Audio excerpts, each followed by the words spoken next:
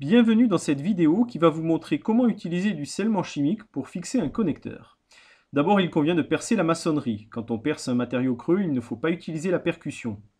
Ensuite, on enfile des gants pour éviter le contact avec la résine, même si celle-ci n'est pas dangereuse, mais elle peut irriter. On nettoie les trous, généralement avec une brosse. Il n'est pas obligatoire d'utiliser une soufflette pour tout ce qui est matériau creux. On place son tamis dans les trous qui ont été percés.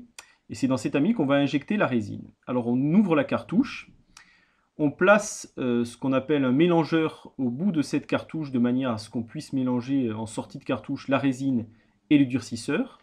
Et on va placer cette cartouche dans un pistolet silicone classique de type monocomposant comme on en trouve facilement sur le marché.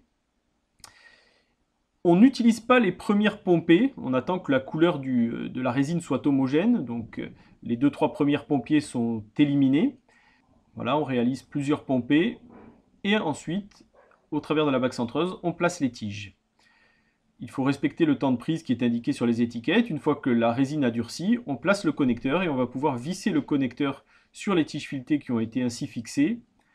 Et de cette manière, on pourra mettre en charge le connecteur.